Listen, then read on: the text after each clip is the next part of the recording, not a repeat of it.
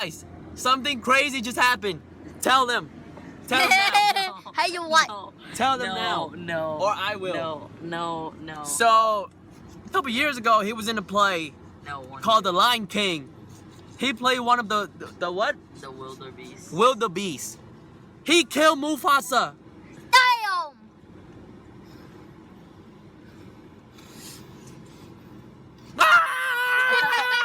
Hey guys, welcome back to another review, and this time I'm going to talk about War for the Planet of the Apes. And before I start talking about the film, I just want to say that you guys need to stay until the very end of the video, because I'm going to talk about something that happened at the screening of the screening I went to with my family. Something really exciting and really surprising, and it has something to do with Hellboy. If you guys are a fan of Hellboy, stay till the very end of this video, because I want to talk about something that I'm not really sure about. I think it is what I think it is, but at this point I'm not 100% sure. So stay till the very end and listen to what I have to say, and just put in your comments and your knowledge down in the comment below, so that you can help me with this upcoming movie.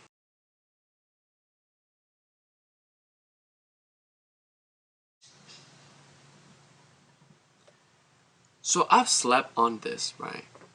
And I've given it a lot of thought. And this might change in the future, but for now, I can't think of bad things to say about War for the Planet of the Apes. Not one thing. War for the Planet of the Apes opened with one of the coolest title sequence I've ever seen, which helped tie up this movie to like the last two movies with the Rise, Dawn, and now it's War. And that first battle alone perfectly set up the tone of this movie. It is dark, brutal, and full of emotion. I think what makes this movie so great is that at its core, it's a war drama, but disguised as a summer blockbuster. The trailers, or even the first 5 or 10 minutes of this movie, is going to make you think that, oh, I'm watching an action, a summer, extravaganza, or those like a really exciting summer blockbuster. But it's not really the case. In truth, you're in for so much more. The symbolism, the themes, the message of this movie, they're just as powerful and strong and relevant as any Oscar movie. And the film itself is just a thrill ride from start to finish. At this moment, I can tell you all that the Ben Affleck solo Batman movie is in good hands, because Matt Reeves, he's one hell of a director. I've been a big fan of the man for a long time. I really like Cloverfield. I love the Let Me In remake. And I love Dawn. But this is his best film so far, without a doubt. He directed it with such confidence and style, and it's just everything he does, it felt right. Even the things that I normally don't like dream sequence or exposition when two characters just sit down, just talk about the agenda. Usually I don't like those stuff, but when he attempts those things in this movie, I like it. I will never understand how the CG artist can create such a masterpiece in terms of visual effect. It's out of this world. It's incredible. The motion capture work is the best in cinema history. I'm telling you now, it's the best that any human beings have seen on the big screen. Usually in movies, like CG heavy movies, the fully CG character, like an alien or an animal or animals, they are usually in the background, a shot with a really safe distance, so that the effects seem real. But not in this movie. There are tons of close-up shot, really close-up shot of the apes, and it looks incredible. Hats off to whoever worked on the special effect in this movie. Right now, you guys can just prepare your Oscar speech. Like, just do it now, because you're gonna win it. There's nothing is going to beat the special effect in this movie. Nothing. Not even Valerian. Not even all those Marvels, DC movie. Nothing is going to beat the special effect of this movie. Ever. Oh, and speaking of Oscar, it is a crime that Andy Serkis, the great Andy Serkis, hasn't won one yet. It's a damn crime. The man knows his crap, and he delivered it once again to perfection. And this is something that really pissed me off, quite frankly. The Academy, they don't look at motion capture, performance, or CG, or when you play something that other than human. They don't consider those for the best actor or best actress award. And I really don't get that, because when you play, and I'm not talking trash about all the winners or bad actor and bad actresses. I'm just saying it's easier to portray another human being because you somewhat know what it's like to be a sad human, to be a happy human, to be a depressed human. And even if you don't know, it's easier to research those things. But who the hell knows what it's like to be a sad ape? And the amount of research going into, like, Andy Serkis actually befriended an ape, a chimpanzee in the zoo, and the way he portrayed Caesar, is perfect. Like, how are you not considering that for best actor?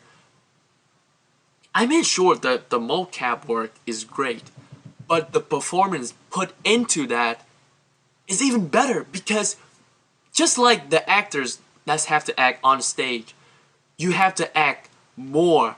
You don't have, there's an invisible wall between you and the audience, because you're either too far away from them if you're a stage actor, or you're gonna be completely different when the final product comes out. Which in this case, it's Andy Serkis and Caesar. So you have to do a lot more than you're supposed to be. You have to overact in order to make the performance work. And that's Oscar worthy. You know what I mean? Like, I don't care if someone has started it already, but I'm just gonna do it right now. And if nobody has started this, I'm gonna I'm gonna trademark this, copyright it. This is started with me. I'm gonna start a petition, starting with a hashtag Oscar for Andy. And if you want to see Andy Serkis get an Oscar nod, or even better, win an Oscar for his amazing performance as Caesar, just tweet it, or just go on social media, Facebook, Instagram, do anything. Hashtag Oscar for Andy. There you go. Do it. Please do it. And not to be overlooked, Steve Zahn. He killed it as Bad Ape. A really funny character. And the character that could have gone south. The character that could have been, the Jar Jar Binks of this movie. And I think they handled him really, really well. And, even if he was the Jar Jar Binks of this movie, I would still like it, because,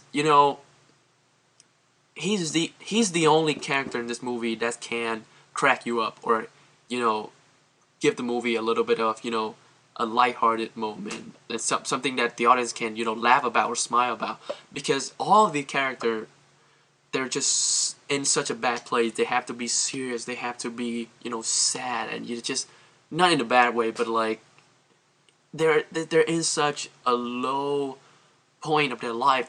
So watching them,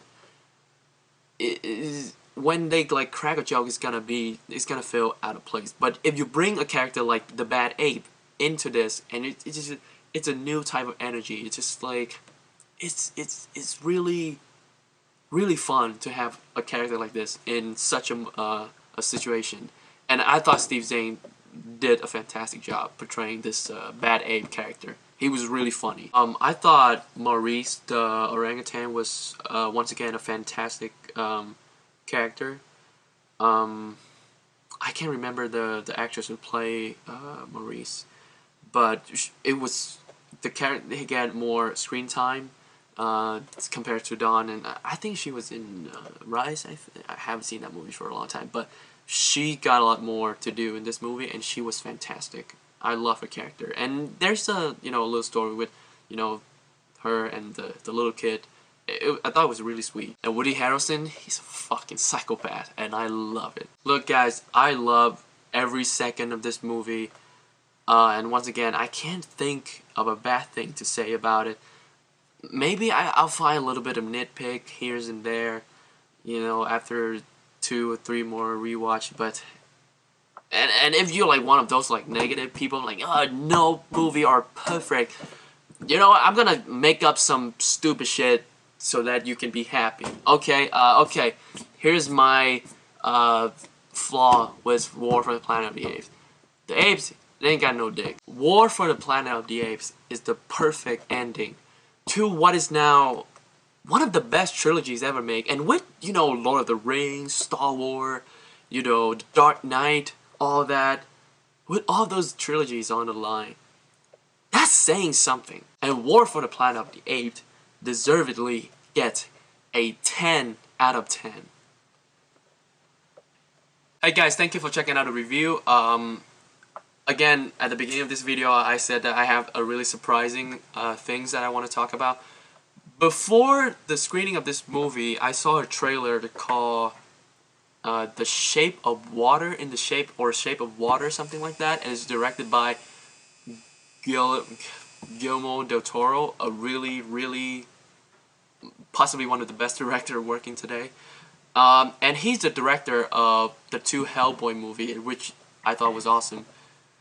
And in this trailer, this movie called The Shape of Water, there's this creature that's kind of remind me of the fish guy, the guy with, the what do you call these, the fin, not fin, what is this thing? Oh, gills.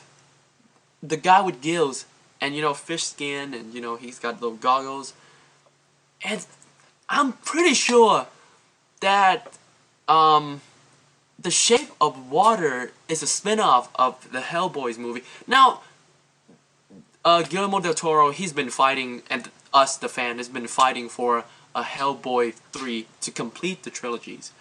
But it's look like it's not gonna happen. So I think he's just gonna, go do a spin-off instead of, a sequel. And this time he's gonna focus on the fish guy. I can't remember the name, but I'm just calling him the fish guy. And when I watched the trailer, I'm like, if this is what I think it is, how come nobody's talking about it? How come I don't see, hype, people on a hype train for, oh my god, I'm so excited for that Fish Stew movie. But, at the same time, like, this is a really enjoyable surprise, because if this is the movie, the spin-off to the Hellboy, it got my money. Like, I really like those Hellboy movie, and I love the Fish Stew in that movie. I thought he was a fantastic character. So I can't wait to watch this Shape of the Water. I hope it is the spin-off to the Hellboy movie, because all the things that he does in the trailer, he's like in a tank or something, and the hands, he got those like fish thingy on it, and like the way he looks, and he likes eggs. I think there's a scene where he eats like the eggs, and I remember from the Hellboy movie, the fish dude, he loves eggs. He eat rotten eggs or something like that. But guys, everything add up. Is this the spin-off to the Hellboy movie?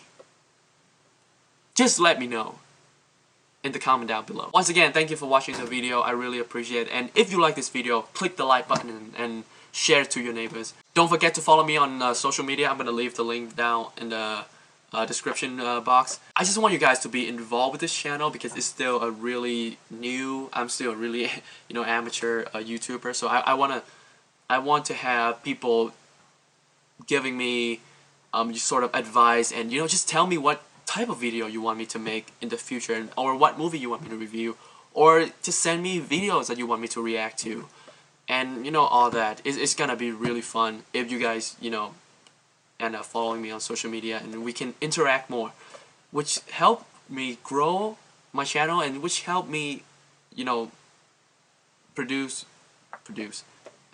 make more, you know, content that you guys enjoy. So do that. Yeah, thank you for watching once again, and I will see you soon.